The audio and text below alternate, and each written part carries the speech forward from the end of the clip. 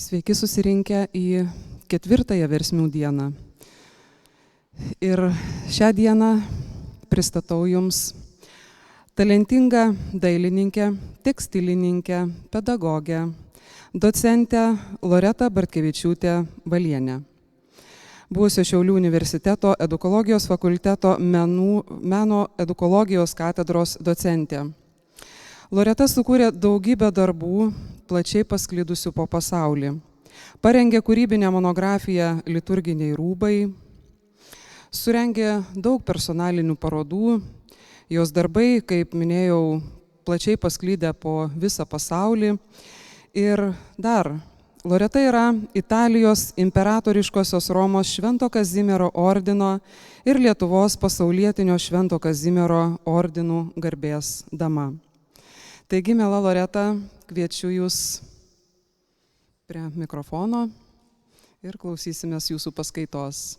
Kaip matome, Loreta atvažiavo su eksponatais ir stulos, ir arnotai, o šioje pusėje yra nedidelė kolekcija Viekšnių bažnyčios arnotų ir stulų ir kapų. Tai po renginių pasižiūrėkit, yra kai kurie ir su užrašais, su fundatorių, su dovanotojų, aukotojų pasirašymais. Taigi, miela Loreta, pradėkime. Aišku, norėčiau pradėti nuo garbė Jėzui Kristui. Taip, kad Jūsų versmės yra tikrai palytėtos Dievo rankos, aš galiu pasakyti, pradėti turbūt nuo stebuklo, o ne paskaitos.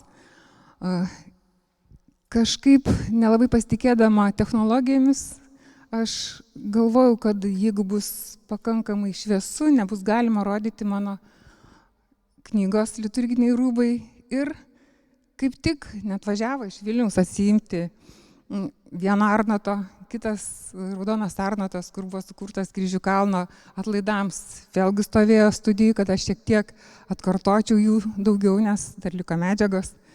Ir kitas arnotas yra sukurtas, čia vėliau pasakysime kam.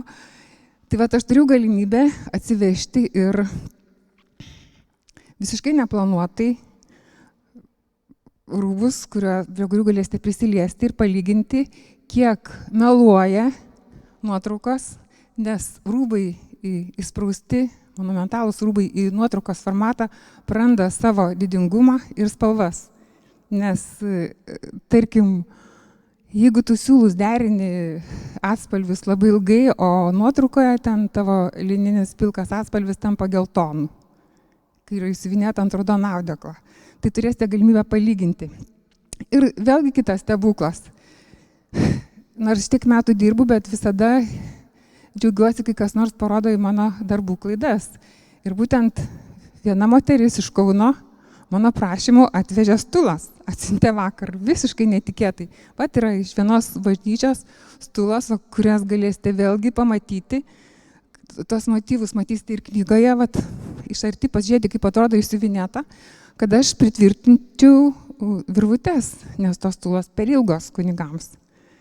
Vieniems kunigams reikia trumpesnių, kitiems ilgesnių, žodžiu, reikia derintis, aš darau pagal paramentus, kad nuo albos apačios gali būti 10 cm aukštis. Taigi, mūsų tema yra krikščioniško meno ženklai ir simboliai liturginių rūbų puošyboje. Tema pasaulyje netyrinėta. Ir aš labai džiaugiuosi, kad būtent iš Lietuvos pasklido knygos, būtent Liturginiai rūbai, vat šitas, kur mūsų Šiaulių universitetas išleido. Ir tuo pačiu per šitą kūrybinę mano monografiją kažkaip savaip priartino akademinę visuomenę prie tikinčiųjų. Apie tai būtent rašė profesorius šviesios atminties mano dėstytojas Vytenis Rimkus, kaip tik kalbėdamas, anonsuodamas šitą knygą. Tai tie, kurie čia atėjote sužinoti konkrečiai apie simbolius, kokie tie simboliai yra, aš siūlyčiau, kam iš tikrųjų tai labai svarbu, aš atsivežiau savo antrąją knygutę, tokia metodinė priemonė, čia yra viskas. Viskas, ko reikia sužinoti, visa teorija apie rūbą, rūbų istoriją, apie, taip matau, turit, apie rūbų istoriją, apie visus simbolius ir tiesiog negaišti laiko tam, apie ką jau yra parašyta. Aš norėčiau pakalbėti apie kelią, patį kelią į simbolį, simbolio paieškas. Nes gal jūsų tarpe yra tų, kurie siuvinėjate? Yra?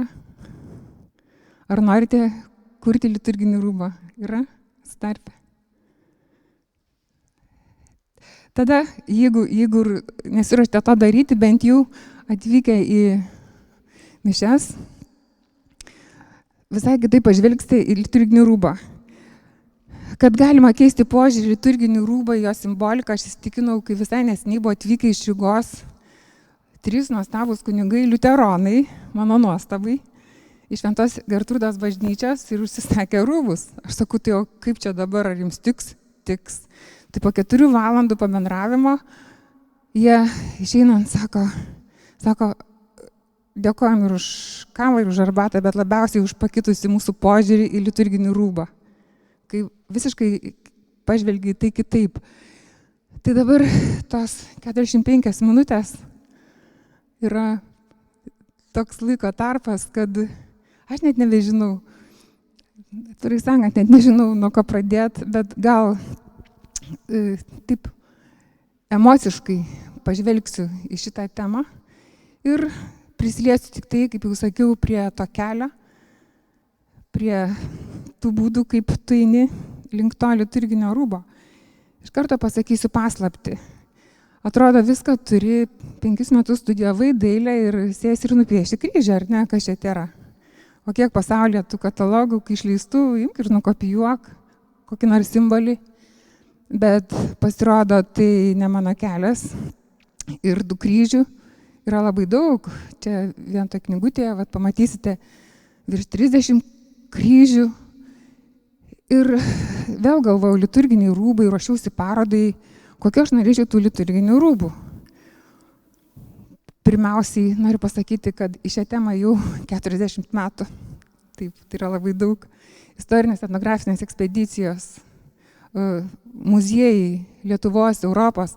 Pavyko net įsiprašyti į Švento Vito katedros saugyklas. Viską, kad turi Vilnius išstudijuota, pradedant nuo 16 amžiaus. Istorinės etnografinės ekspedicijos su profesorė Pranė Dundulienė dar anais laikais, kad prisiliesti, pajausti. Ir tos paieškos į simbolį, į patį tą ženklą, man visada buvo tokios labai įdomios.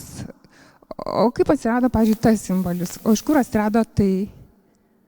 Mano atėjimas į bažnyčią buvo vėlyvas, todėl aš ilgai mokiausi ir maldą, tėve mūsų. Taigi, šiek tiek perbėgsiu aš per tuos rūbus savo sukurtus, labai trumpai apžvelgdama ir išryškinsiu pačią tą simboliką, apie kurią turėtumėm šiandieną ir kalbėti. Viršelyje matosi pats viršelis, kaip buvo toksai prašymas, kad tai yra sudėta,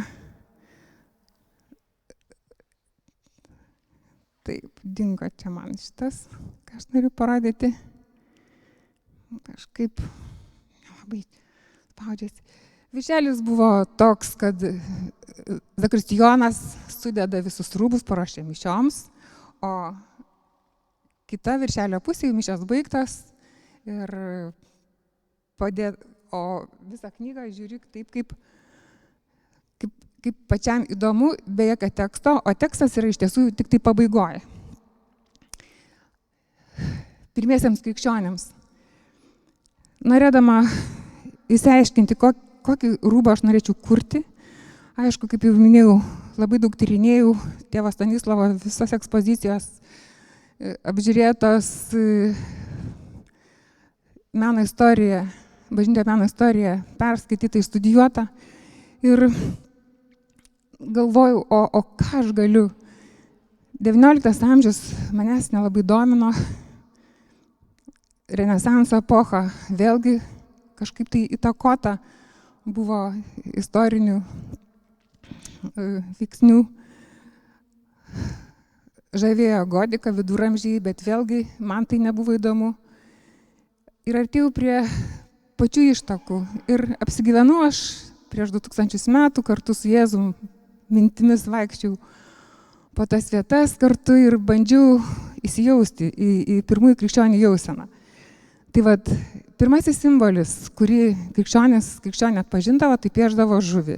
Žuvis ichtus reiškia Jėzus Kristus, žmonių atpirkėjas. Tai vienas iš pagrindinių simbolių.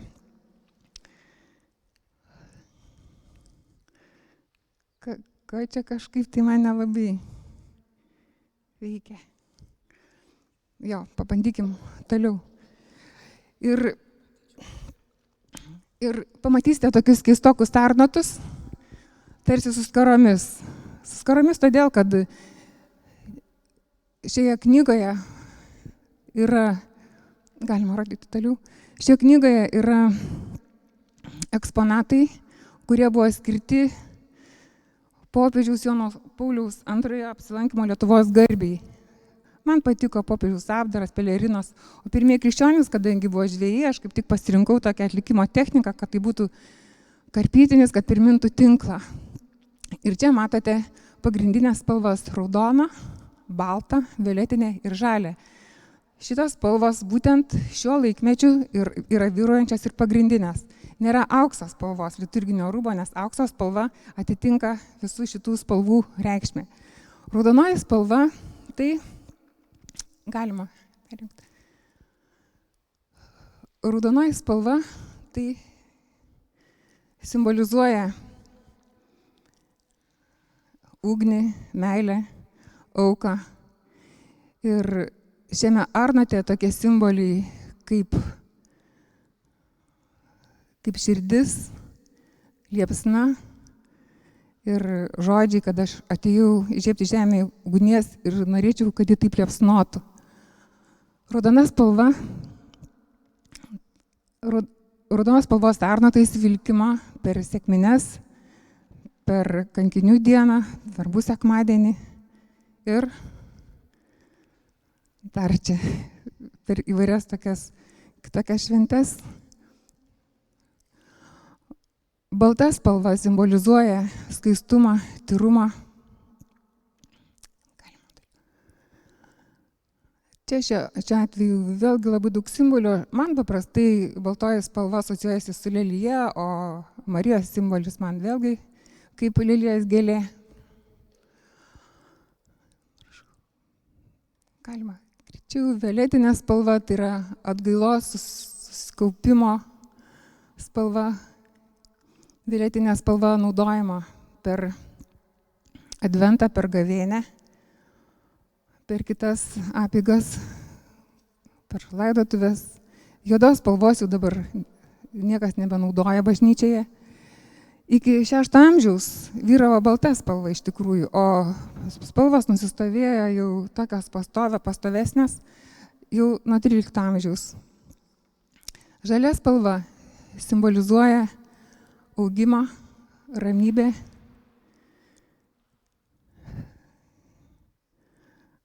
Atgaiva tokia. Čia matote labai daug nuotraukų. Iš tikrųjų, tos nuotraukos, jos atrinktos iš 8000 nuotraukų.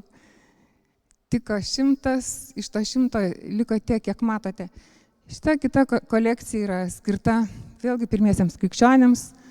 Žalia, violetinė, balta spalva, raudona spalva. Čia vėlgi dominuoja įvairios technikos, peltakis. Aš tyrinėjau senovinį Izraelio siuvinėjimą ir pamačiau, kad vis dėlto medžiagos tai buvo natūralios, vilna, linas ir ten atradau tų laikų nešiojamą aprangoj daug peltakio, kas mane sudomino.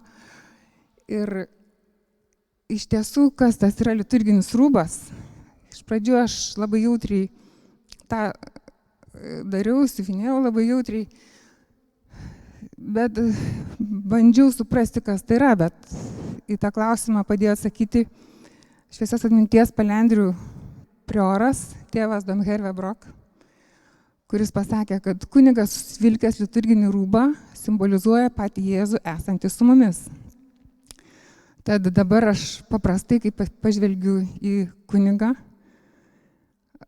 ir klausiu, ar tu dabar užsivilkęs tą rūbą, ar tu galėtum, pavyzdžiui, tu perki rūbą, ar tu galėtum jo aprengti Jėzų. Tarkim, tad mano darbuose nėra aukso. Ir ne aukso, nei sidabro. Teko pasiginčyti su kai kuriais žmonėmis mokslinių konferencijų metu, tai kodėl nėra aukso? Netokiais niekingais dalykais kaip auksu ir sidabru buvo atpirkta, rašoma apaštalų darbuose. Aukso išsiuvinėčiau, bet tikrų auksų, nes tai rūbas būtų gražaus švytėjimo Kristui karaliui. Siuvinėčiau, tikrai siuvinėčiau. O dabar tas Arnotas, apie kurį norėčiau pakalbėti daugiau, prašau, čia yra malda Tėve mūsų. Mano dvi mylimosios šventosios tai yra kūdikėlė Jėzų Teresėlė ir Faustina, mistikė. Ir mano darbe yra tiek mistikos, kad kiekviename žingsnė tu gali, sakau, jeigu rašyčiau 3 knygą, parašyčiau. Čia yra atskira istorija apie maldą Tėve mūsų. Malda Tėve mūsų. Aš suradau visus simbolius, kurie galėtų išreikšti būtent maldą Tėve mūsų. Ir niekaip negalėjau prisėsti prie šito darbo, nes iki parodos atidarimo buvo likę 2 savaitės. Ir tokia istorija, kad užsitrenkė duris ir aš sėdėdama į gatvį įsitraukiau pieštuką ir pradėjau kurti. Ir sukūriau eskizą tokį greitą. Tik tai labai trūko vieno simbolio, kuris atspindėtų atleidimą. Bet aš jį atradau. O dabar pasižiūrėjus į šitą maldą Tėve mūsų, gaila nelabai taip ryšku, Tėve mūsų, kuris esi danguje, tai yra apvaizdos akis, visaregintė apvaizdos akis. Tiesie šventas tavo vardas virš apvaizdos akies, virš trikampio yra tarsi paukščio sparnai. O šventoji dvasia tai yra paukštis, balandis. Tai teinie tavo karalystė, ten yra delnai tokie, kurie tiesiog prašo, garbina Dievą. Tiesie tavo valia, kaip danguje, taip ir žemėje. Kryžiaus linija horizontalioji atskiria dangų nuo žemės. Kasdienės duonos duok mums šiandien. Yra kryžiaus skersinis einantis per visą Arnotą. Tai ta duona, tai palaiminimas, kurį gauname, ir šalia dar esančios tokios 3 šalia skersinio juostos ir delnų, tai yra švenčiausiai trejybė. Ir atleisk mums mūsų kaltes, kaip ir mes atleidžiame savo kaltininkams. Kaip surasti tą simbolį. Tai va tada paieškos, vėl aš paskleidžiu prieš save įvairias reprodukcijas, o mano mylimiausias buvo Čiurlionis. Deja, neskleista jo savybė, kad jis labai buvo gilus ir matė kur kas daugiau, negu iki šiol yra patyrinėta Debens Stasio Ylos knygoje. Ir pamačiau darbą Nojaus arką. Ir ten pamačiau vaivorykštę. Ir danguje pasirodė vaivorykštė tada, kai baigėsi tvanas. Tai buvo Dievo susitaikymas su žmonėmis ir atleidimo jiems simbolis. Nupiešiau vaivorykštę tarp delnų ir užbaigiam kryžiumi. Ir neleisk mūsų gundyti ir gelbėk mus nuo piktojo.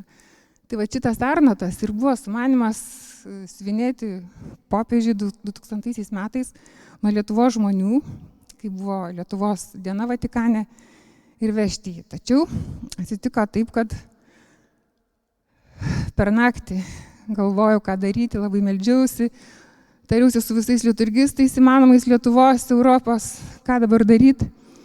Ir vis dėlto pakeičiau nuomonę ir išsivinėjau visai kitą rūbą popiežiui, nes man labai patiko, kai atvykęs popiežius žavėjusi kryžių kalnų. Ir taip norėsiu, kad audinėje atsispindėtų daug kryželių. Tai va štai šiame Arnote jūs pamatysite ir ten skaidrėse tą arnatą, kuris bus skirtas popiežiui, galima ir parodyti. O iš tikrųjų, jeigu iš arčiau prieisite, tai yra ta pati technika, specialiai dariau, kad matytumėt, kokia buvo padaryta popiežiui. Prieš perinant apie simboliką, kokią dariau, būtent popiežiui dabar yra prieš jūs arnatas, kuris liks, aišku, čia jūsų bažnyčiai. Tai vėlgi, koks požiūris į simbolį. Aš negaliu nieko taip imti ir padaryti be kažkokios motyvacijos. Visą tai, ką matote, tai jūs patys nuspręsite, ką matote. Aš niekam neperšu, bet aš jaučiu atsakomybę už simbolį. Tai yra priekis, tai yra kiekvieno mūsų kelias. Ir Jėzaus žodžiai, aš esu kelias, aš esu tiesa, aš esu gyvenimas. Man kiekvienas skaičius yra be galo svarbus, bet ir simbolis labai svarbus, bet paprastai yra simboliai, kurie turi dvejopą prasmę. Tarkime, povo plunksna yra amžinybės simbolis ir puikybės simbolis.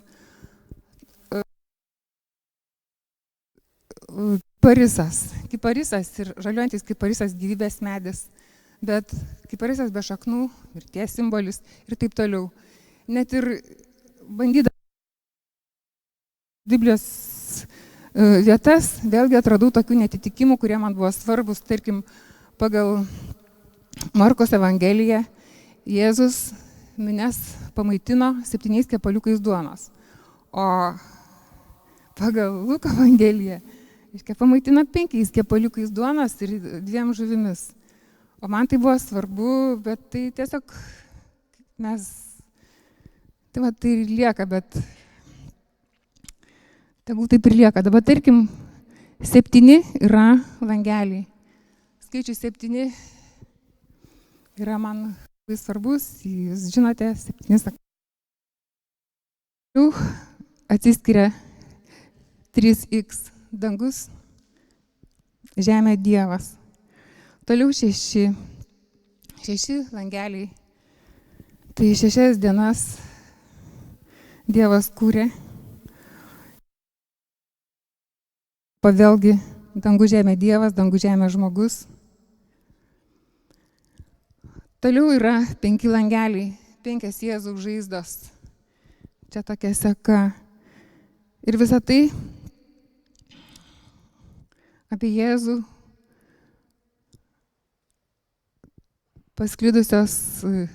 apie Jėzų pasklidusi žinia į visus 4 pasaulio kontinentus, taip pat čia man 4. Toliau trejybė, pas Dievo veikimas yra per trejybę, Dievas Tėvas, Sūnus, Šventoji Dvasia. Ir toliau, kuo arčiau dangaus, lieki tu ir Dievas. Na, čia visiškai pabaiga. Dar kartą 2, kai tu jau būsi prieš Dievą, kai jau būsi danguje.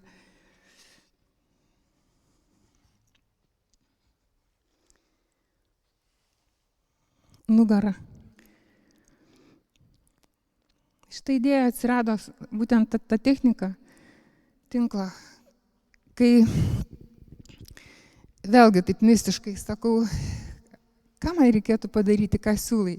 Pasėmiau knygą, kaip ir daug kas vaikiškai atsiverčiau.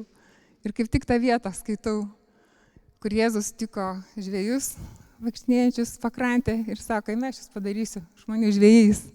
Taip tokiu būdu atsirado simbolis tinklas. Aš daugiau jo niekur kaip ir neradau, kad būtų.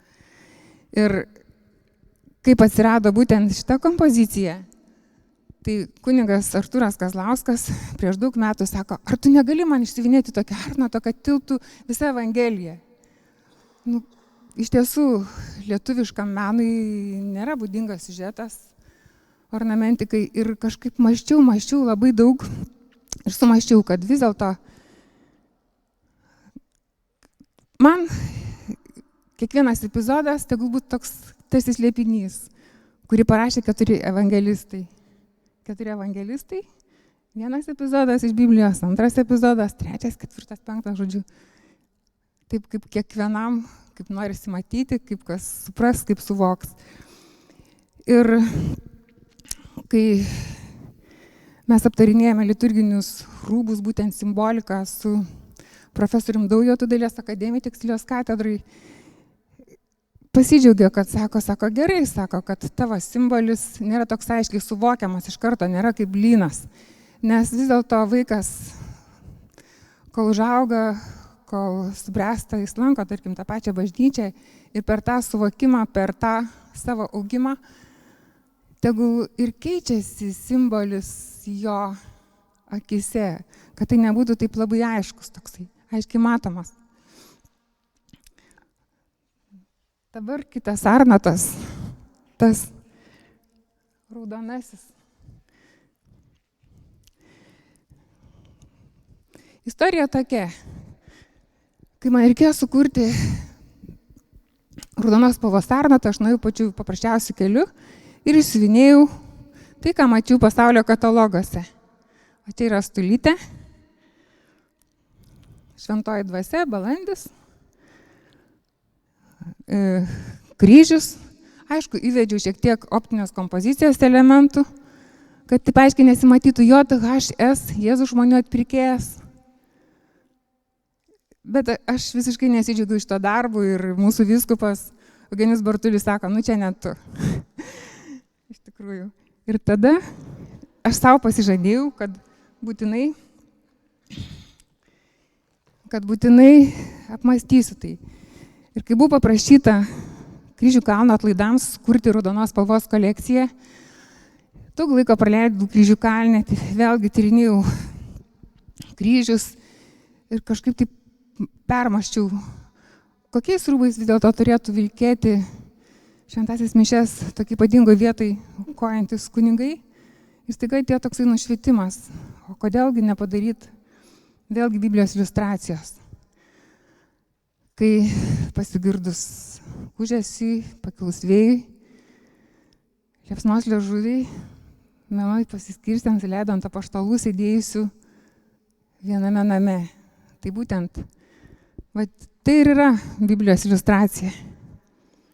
Šventoji dvasia,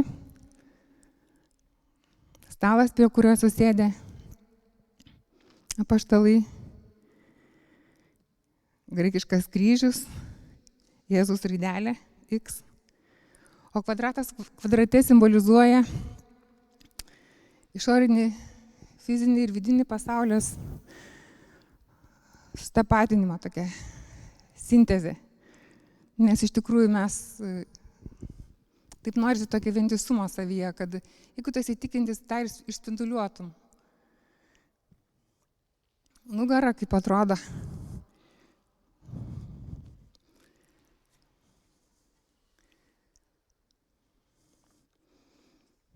Nugara tai vis dėlto lietuviška saulutė. Lietuviška saulutė ir tos raidelės Jėzus žmonių atpirkėjas, jos visada tinka raudonam Arnotui. Ir tas mėnuliukas kažkada prieš daug metų pirmą kartą apsilankęs pas tėvą Stanislovą, o ieškau tokio kunigus, kuris išmano meną arba menininko, kuris išmano apie liturgiją. Tai buvo pirmas žmogus, pas kurį atvykau dar 76 metais ir sako, tu negali man nupiešti saulučių, aš jas kalinėjau. Tai aš pieždavau per paskaitą saulutes, taip nuobodžiai ir vis, galvoju, sakau, tėvui Stanislavui netiks. Tai mūsų pažintis su tėvu Stanislovu tęsėsi iki pat mirties per daugybę metų, tai mes diskutuodavom ir aš sakau, ar aš galiu vis dėlto saulutės viduryje mėnuliuką, sako, daryk, sako, čiagi žmogaus simbolis mėnulis. Tai va, čia būtent visada, kai darau saulutę, siuvinėjau, tai tas mėnuliukas man visada primena tėvą Stanislavą. Na ir dabar trečiasis Arnotas, čia yra tiesiog dar svečias. Man patinka tas Arnotas, bet iš tikrųjų, kas jau turėjote reikalų su kariuomenė Lietuvos, čia yra Lietuvos kariuomenės toksai kryžius, toks yra ženklas. Iš tiesų tai yra stilizuotas tekstiliniam variantui perteiktas Vilniaus Švento Ignoto bažnyčios kryžius. Ir man patinka šitas darbas. O kadangi visi kariuomenės kapelionai tokie vyrai aukšti ir kažkaip nesinorėjo, kad kiekvienas, kai susirinks visi į vieną vietą, turėtų dar po atskirą kryžį, norėsiu kažkokio vientisumo. Tai vėlgi mano pamėgtas simbolis – tinklas.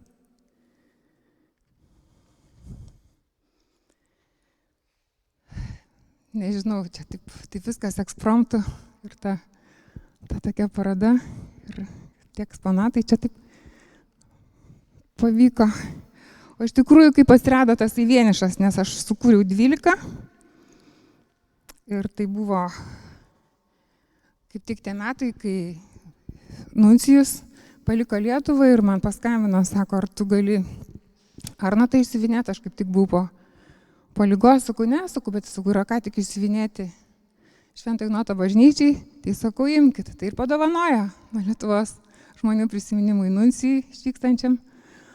Tai va dabar teko man atkartoti, va dabar tas Arnotas yra pas jūs. Kiek čia mes dar turim to laiko? Turim. Gerai. Pagonybė. Tai va Lietuvos krikštą menant. Žemaičiai vėliausiai Europai tapo krikščionėmis. Ir labai daug mąsčiau apie tai, nes kiek sutinki pagonių, kažkodėl jie tokie piktoki. Ir bando pasityčioti iš mūsų Dievą kažkaip net negerą. O iš tiesų aš čia parašiau, kaip tik tai knygai tokį labai gražų tokį pamąstymą apie pirmosius lietuvius krikščionės, nes iš tikrųjų Jėzusgi pasiuntė, eikit apaštalus, eikite į visas pasaulio šalis, jūs skelbkite Evangeliją. Jis tikrai neliepė su kryžium, kad per kraują tai būtų paskelbtas jo žodis, bet taip jau atsitiko, bažnyčia žino, ką darė. Tad mano šitose Arnotose sukurtuose, kaip matote, yra toksai grubus audinys, grubus kryžius ir gėlės vazone motyvas. Taip ir kalbėdama apie patį ornamentą, šitą skirstau. Ornamentas, Lietuvos ornamentas iki krikščionybės įvedimo ir po. Būtent tie gėlės vazone motyvas jau iš pievų, iš laukų, iš miškų atkeliavo į darželius, atkeliavo į mažą architektūrą, ant langinių, ant skrynių jau yra dekoruojami. Ir va šitas Arnotas yra sukurtas kaip tik gėlės vazone motyvas ir aš esu parašiusi, kad labai norėčiau sutikti to motyvo autorių, nes labai yra paplitęs kopijavimas, savintis kitų mintis, kopijuoti ir nepadėkoti tikrajam autoriui. Tai aš prisipažįstu, kad netikėtai radau šitą motyvą Vilniuje ir man pavyko gražiai panaudoti būtent temai pirmiesiams lietuviams krikščionėms. Ir nežinau, kas dailininkas, kas sukūrė tą motyvą, bet tikrai nuoširdžiai dėkoju ir pagarba jam.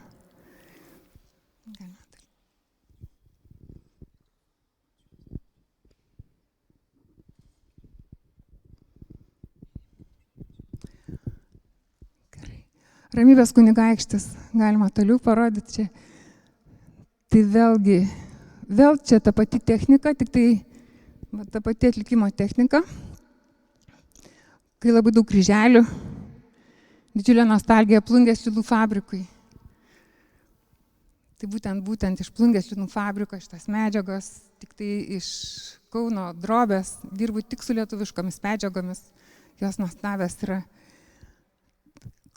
Ir šitas Arnotas, kodėl jisai toks atrodo gan toks monotoniškas ir tas dekoras, nesimato, pavyzdžiui, ten yra violetinis Arnotas, buvo baltas, nesimato, čia viskas aiškiau. Tiesiog buvau paprašyta sukurti Vilniaus Švento Kazimiero bažnyčiai, kur nuostabus barokas. Tai vėlgi, tyrinėjai erdves, ieškai kažką tai tokio, kaip tu patalpinsi tokį rūbą, kaip atrodys tas rūbas ir galų gale po ilgų paieškų. Kartais į motyvą aš einu metus, 2, suvokiau, kad vis dėlto svarbiausias yra Dievo žodis, kuris sklis iš kunigo lūpų. Ir nusprendžiau nekreipti dėmesio ir nederinti būtent rūbo prie aplikos. Tai buvo mano pirmie tokie pamastymai. Ir tas rūbas, tas dekoras tarsi kalba apie mus, apie lietuvius. Apie taip, kaip viskas vyksta. Ruduo, žiema, vasara, pavasaris, ruduo, žiema, vasara, pavasaris. Ir kad apimtų tokią ramybę, kur žodis ramybė yra pats pirmasis žodis, kurį išgirdo iš prisikėlusio Jėzaus, ramybė jums. O kad ramybę pasiektumėm, tai turbūt suprantat, kiek reikia daug padirbėti su savimi, su visais. Pats vertingiausias žodis ramybė šiandien.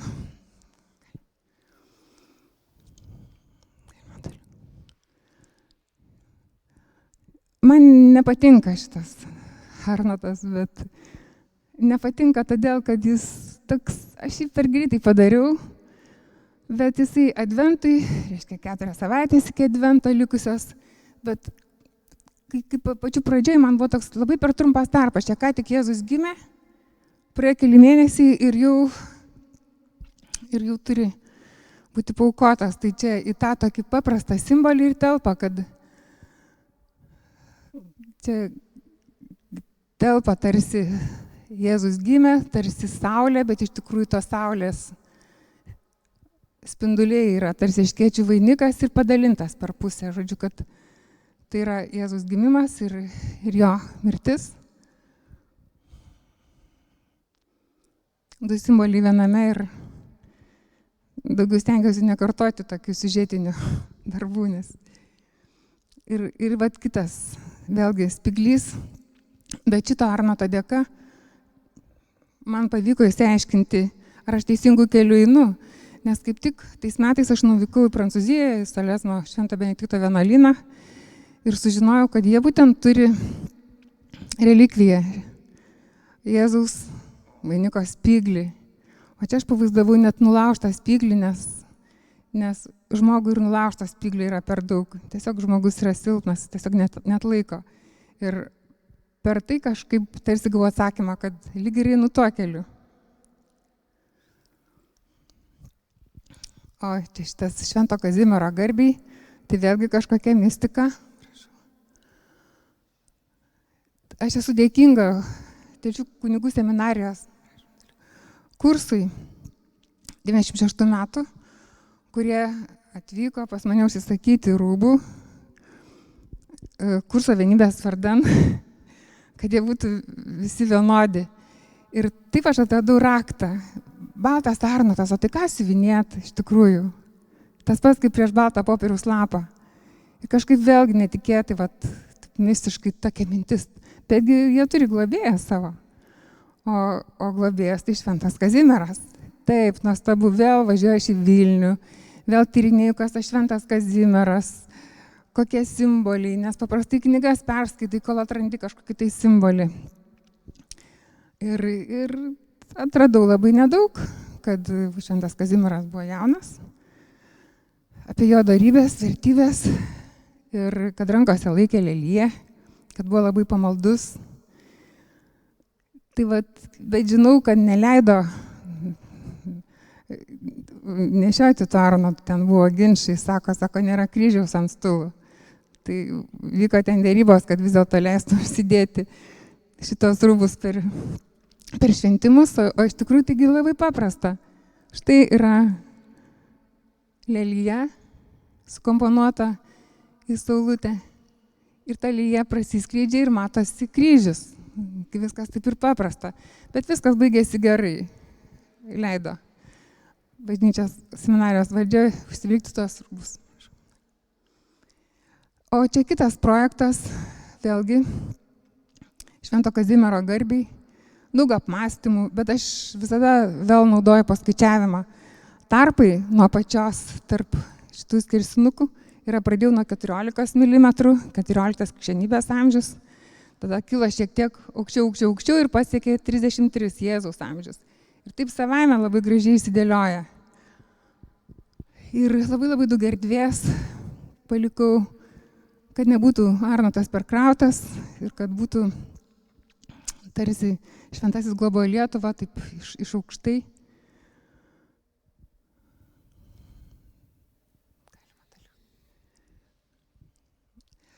Kūdikėlė Jėzus Teresėlės garbei skurtas Arnotas, mano mylimoji Teresėlė. Jau buvau žurnalistam pasakius, jau visokių čia saldybių kunigams, roželių tai nesiruošiu siuvinėti.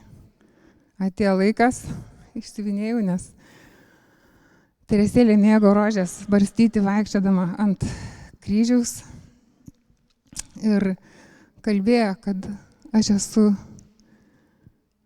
barstysiu rožės ant Lietuvos, tapo bažnyčios gydytoja.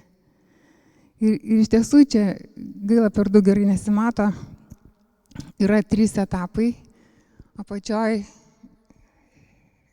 jas gimimas, viduryje kelelis, o viršuje kvadratas sukomponuotas, rožės primena jos buvimą jau vienuolyne. Viduryje, jeigu čia geriau matytųsi, vieną kartą pažvelgus, panaudojus optinę kompoziciją, matosi erškėčių vainikas, matosi jos baltų rožių vainikas. Dar kartą pažvelgus, matosi tarsi rožės šaka su spygliais, o dar kartą pažvelgus, matosi labai daug rožių žiedlapių. Čia man taip patiko šitas būtent simbolių panaudojimas.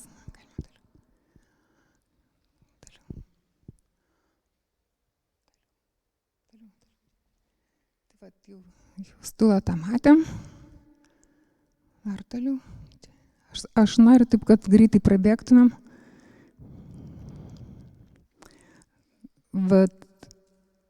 Gerosios naujienos skelbėjams.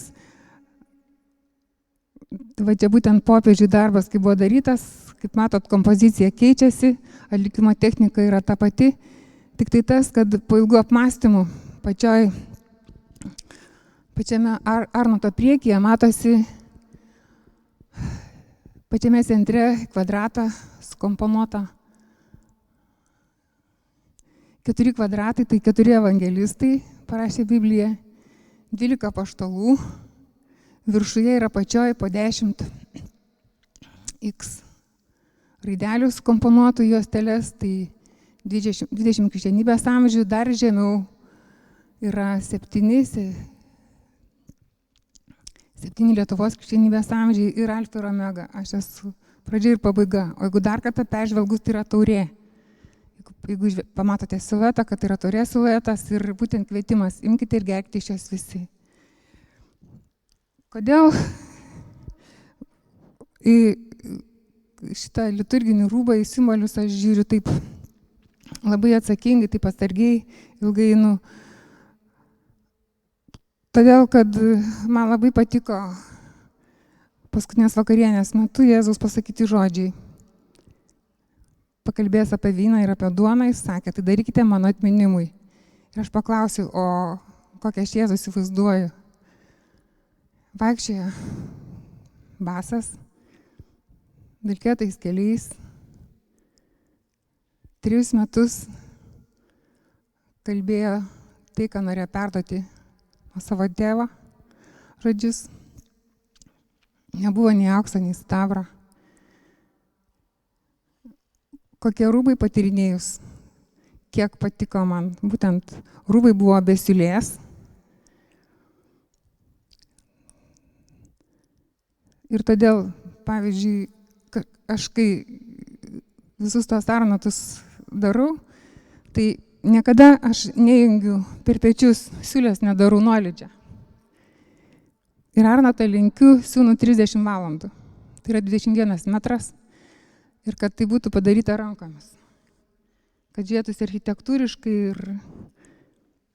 Nes suvokiu, aš jau sakiau, kam aš darau rūbą. Kodėl aš taip didžiuojasi tais liturginiais rūbais? Todėl, kad ne vieną darau. Nes iš pradžių, kai būdavo labai sunku, ypač tokias vietas sudėtingos, kur rankomis turi įveikti kai kurios momentus, kur labai sudėtinga jungtis to priekio. arba šiaip kažką reikia sukurti. Aš kažkaip pagalvojau, sakau, kodėl mane pasimeldus Marijai, visada prašau, sakau, Marija, tu žinai, kaip rengti.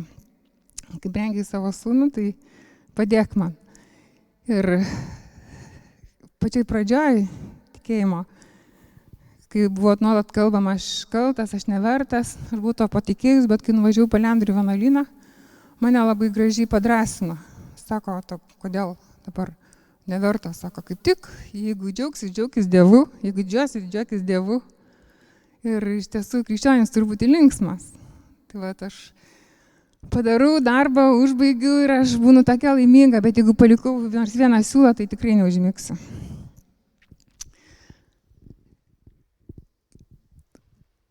Galima būtų čia dar labai daug kalbėti. Jau laikas, ar ne? Gerai, tai dar parodykit greičiau, aš stabdysiu. Šiek tiek švenčiausias trejybės garbiai, čia ir apie Juozapą šventai pamąsčiau. Prašau toliau. Vat šitas motyvas būtent yra padarytas Švento Jono Krikštytojo garbiai, nors ir mąstyta apie švenčiausią trejybę.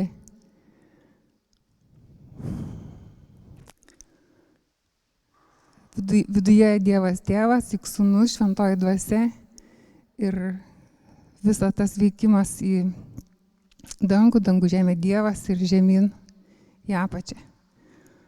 Aišku, šitas darbas iškeliavo į Australiją, jauniausiam vyskupui pirmiausia, o paskui jau čia pasklido Lietuvoje. Bet esmė yra ta, kad uždengus pusę darbo pasimato lelija, ar ne? Lelijos motyvas. Tai kaip popiežius Jonas Paulius II rašė, kad kai kontempliuoju Jėzų, aš visada jaučiu Mariją esant šalia. Tai va ir darbuose, ir violetinėje pusėje, ir šitoje pusėje matosi lelijos motyvas. Kartais simbolis tinka tai pačiai, tas pats simbolis tinka skirtingoms spalvoms. Tinklas, grotos, violetinė marnatė, kai Jėzus buvo suimtas. O kur yra balta spalva, tai yra, kur tinklas yra tarsi kokeliai. Žodžiu, taip galima pažvelgti, kaip kiekvienas supranta, kaip norima. Galima toliau. Labai bijojau kurti rūbus lelijos Marijos garbiai. Ir čia nelabai matosi, bet iš tikrųjų tai Marija, vat linijos, kurios yra pačioje, tai žemiškoji Marija garbinanti Jėzų, o dangiškoji Marija viršuje yra tarsi apkabinanti, jau globojanti, o viduryje yra Jėzus. Ir šitas rūbas buvo kurtas kaip tik perinant iš vieno amžiaus į kitą ir pažvelgus iš dar kartą tarsi matosi klėties duris. Vėl čia tokie vairūs pamąstymai. Išsiuvinėta stula visa, ne tik tai dekoro vieta, nes visi paprastai prašome Marijos globos, kad apkabintų, kad globotų iš aukštai. Tai dekoras ir pasklydęs yra būtent per visą stulą. Čia aiškiau matosi. O pirmoji Marija, su kuria susipažinau, tai buvo man Marija Snieginė. Jis gyveno 20 metų, važinėdavau pas jį ir prie Marijos Snieginės švento paveikslo. Praleidau labai daug laiko. Na ir mano mokytojai iš tikrųjų švento Palendrių Švento Benedikto vienuolynas man padėjo parengti šitą knygą. Į tą motyvą Švento Benedikto garbiai ėjau 2 metus, labai neišdrįsau pradėti to darbo, o kai paprašė būtent Prancūzijos Solezmas vienuolynas, kad jiems sukurčiau rūbus, tai jie kantriai laukė net 8 metus. Bijojau, labai bijojau. Bet padariau, ačiū Dievui, ačiū Dievui. Tai vat, tas pats motyvas, bet čia matosi kapą, Arnotas, dalmatika. Ir tas pats vat, motyvas yra kaip tik išėjęs tuoje. Vat, kaip matote, skirtumas yra didžiulis. Tai, ką matot ekrane. Ir tie simboliai yra tokie, kad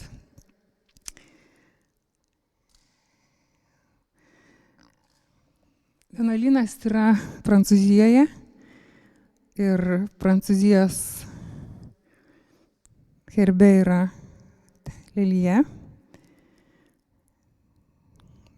pačioje irgi lelija, yra kontempliatyvios valandos vienuolių, čia atsispindi, ir garbinimas. Pažvelgus į tą linijų grafiką matosi vienos linijos tarsi rankos kyla į viršų, o kitos linijos tarsi apgaubtų. Bet iš tikrųjų tai vėlgi čia buvo toks įdomus sukūrimas. Jeigu matote, yra 4 linijos. Benediktinai gieda choralą. O aš taip norėjau, kad būtų 5, nes aš įsivaizdavau, kad vis tiek rašom ant penklinės.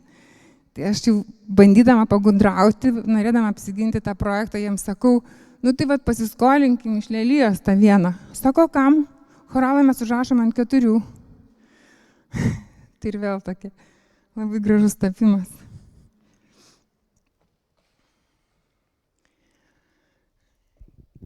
Ir dar labai noriu parodyti vieną. Galima raudoną? Daug kur dominuoja kutai. Mano stulose kutai simbolizuoja augimą ir kartu virvės, kuriamis buvo surištos Jėzaus rankos. Jėzaus rankos, kaip matot, kutai yra laisvi, tad jos yra atrištos, globojančios, gydančios, paliečiančios. Todėl kutai man yra labai svarbus stulai. Dar dėl stulų šitų pačių puošnių vyksta aršus ginčas, kaip nešioti stulą virš Arnoto ar po Arnoto. Tai vėlgi bandžiau aiškinti. Žemaitijoje griežtai jau čia net buvo vyskupo Borutos nurodymas stulas nešioti po Arnotu. O tada aš domėjausi vėl, susisiekiau su viso pasaulio liturgistai, su Vatikanu, klausiau benediktinų, kuriems patikėta viso pasaulio liturgija. Tai kaip? Tai atsakymus gavau tokius, kad priklauso nuo dailininko sumanimo. O pas geriausias atsakymas buvo šviesios atminties vyskupo Tunaičio, kai mano paroda buvo Vilniuje taikomosios dailės muziejuje. Ir vienas kunigas jėzuitas sukritikavo, kad yra klaida, kad stula turi būti po Arnotu. Tai vyskupas Tunaitis kaip tik pasakė, kad puošnios stulos nešiojamos virš Arnoto nuo 6 amžiaus. Tai vat vėlgi. Tai dabar aš net nežinau, aš visada, kai kurių rūbą, aš klausiu, sakau, kaip nešiosit? Ar stulą kišite po Arnotu, ar bus virš? Tai aš tada gudrauju. Jeigu stula bus virš Arnoto, tai tada priekio nesivinėjo, aš jo neapkraunu, taip kaip raudonasis Arnotas. Bet jeigu jaučiu, kad bus visaip, tai tada išsivinėjau ir priekį, kad nebebūtų toks vienišas, nuobodus ir tada po Arnotu. O vienuoliai, būtent Palendrių vienuolyno vienuolių Arnotai yra varpo formos ir jie tokie labai visiškai negotikinės formos, šiek tiek suspausti, tai kai pakelia rankas, gražiai išlenda tie kutai esantis ant stulų. Tai va. Na ir dabar, kuo man labai svarbu šitas paskutinis Arnotas. Aš sakiau, kad yra labai daug mistikos.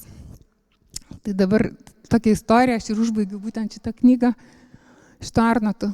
Aš buvau įsiuvinėjusi jau nugarą, čia kaip tik Palendrių vienuolynui. Ir stula buvo įsiuvinėta, bet nebuvo priekio. Gaila, kad čia nesimato taip ryškiai, kaip turėtų būti. Ir dabar laukiu aš, ką įsiuvinėti ant priekio, nes kad netrukdytų būtent tai erdviai, kai skamba būtent choralo muzika, toj tyloj, kad tai atitiktų tą nuotaiką, kad tas ženklas, kuris bus matomas priekyje būtent ant raudono Arnoto, būtų kažkoks labai ypatingas. Ir dabar, matot, skomponuota į stačiakampį, matosi tarsi X raidė centre ir buvo labai toks įdomus nutikimas. Ta vieną vakarą aš kaip tik laukiu atvykstant vieno vienuolio į savo studiją ir skambutis į duris, einu atidaryti durų ir staiga taip per akimirką lyg atsisukau ir lyg tai pamačiau, lyg tai, kad neštų kryžių pasvirusi. Aš atidariau duris ir sakau, palaukit. Tai va tai, kas yra statmenai, pasukau šonu, parodykite priekį. Tai va priekį. Tiesiog tai, kas buvo statmenai, pasukau šonu, nuvedžiau skersinius ir gavosi taip gražiai, tokia ramybė. Man tai stebuklas, aš iš karto nupiešiu, padariau. Tai nežinau, ką aš jums papasakojau. Jūs turbūt suprantat, kad nėra nei pradžios, nei pabaigos. Ir kad kurti liturginį rūbą, kaip jau sakiau, kad kunigas kalbėdamas pirmojo asmenį, imkite, tai mano kūnas, tai mano kraujas, simbolizuoja patį Jėzų. Vis dėlto yra didžiulė atsakomybė. Ir aš nuoširdžiai linkiu, kad ta knyga, kurią aš čia parašiau, o jų yra labai daug, čia va dar kita, parodykim, bet kurią matėt. Šita knyga yra testamentas, yra, manau, kaip testamentas, kaip palikimas visoms Lietuvos aukštarankiams. Siuvinėkit, darykit, kurkit. Nes Lietuvoje tiek daug aukštarankių. Pasiaiškinti šiek tiek apie paramentus, įsiaiškinti apie medžiagas, apie pačias erdves. Nes iš tikrųjų reikia žinoti tokius paprastus dalykus. Apšvietimas, kad dėl susidariusio oro sluoksnio keičiasi spalvos. Ir kad padėtų kunigui, o jam netrukdytų. Nes spalva duoda tam tikrą refleksą. Pasakysiu aš tikimą, kai buvo Palendrių vienuolyne, paprašė žalios spalvos Arnoto. Ir aš atvažiu 5 medžiagas. Iš karto rodo, sako šitas. Sakau, ne. Sakau, einame į bažnyčią. Atėjome ir, sakau, prašau atsistoti gale, zakristijonai, sakau, aš einu į priekį, ten kur altorius. Ir ištiesiu vieną medžiagą, netinka. Ištiesiu kitą, netinka. Ištiesiu tą, kurią pasirinko, netinka. Ir ištiesiu tą, kurią nekreipė dėmesio. Šitą tiko. Todėl, kad dėl susidariusio oro sluoksnio viskas keičiasi. Ir tarkim, man, kai užsivelka aukso rūbus, bet kas, kas užsivilktų, tas toks refleksas, žmogaus oda natūraliai papilkėja. Toks nėra. Ir kodėl tokios gražios tokios yra? Todėl, kad gražus baltas refleksas apšviečia iš visų pusių. Ir tiesiog toks būtų palinkėjimas patyrinėti, pastudijuoti, ateiti pasitarti su kunigu, išsiuvinėti, padaryti, padovanoti ar kažkokiu tai būdu, bet darykit. Visi galit, visos galit. Ir lietuviai visi esame labai gilus, o pabaigoje aš kažkaip tai norėčiau pasakyti savo tokį kūrybos ir gyvenimo motą. Man labai patinka motinos Teresės žodžiai. dažnai paskaitau jas, kad tai, ką darome, yra tik lašas vandenyne. Tačiau jeigu nedarytume, vandenynų trūktų vieną lašą. Tai vat, laiščiukai esame visi ir visi reikalingi. Aš nežinau, ar turite klausimų.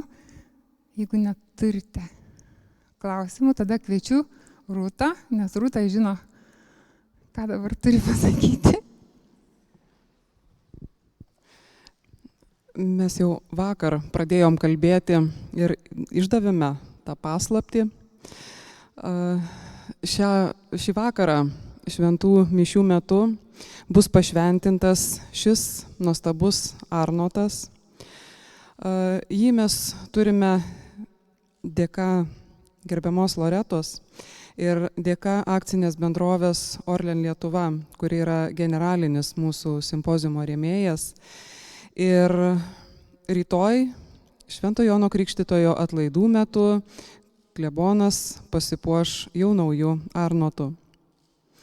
Tai nuoširdus ačiū gerbiama Loreta, ačiū klebonui, kad sutiko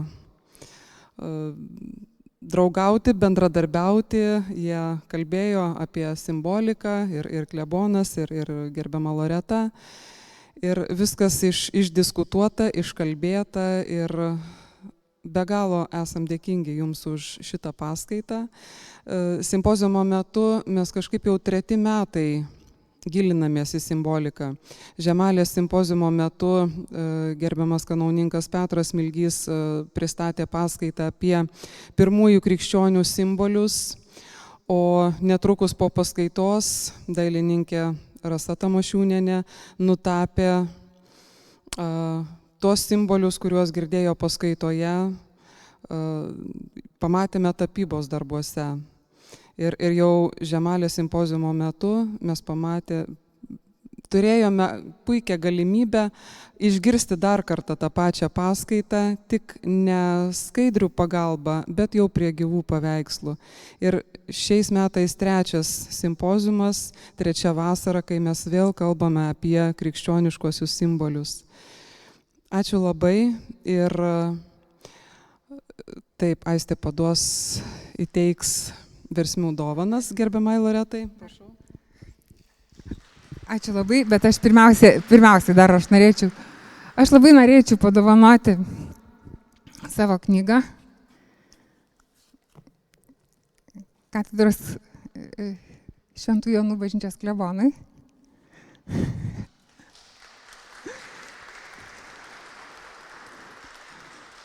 Man teko didžiulis džiaugsmas ir garbė sukurti liturginius primicijos rūbus.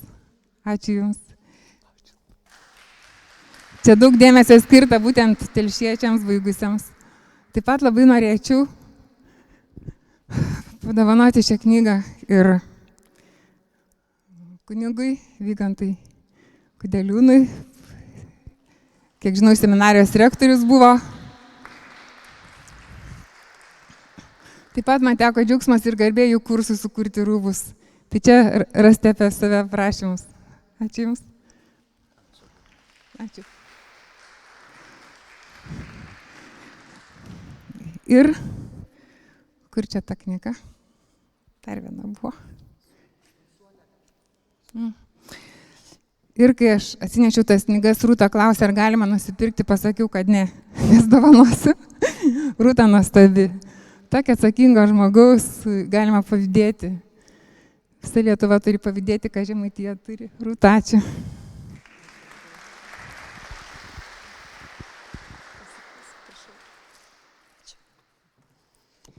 Tai dar kartą mūsų visų vardu dėkojame gerbiamai Loretai ir skelbiame keleto minutėlių techninę pertraukėlę, kadangi mus stebi žiūrovai anapus ekranų.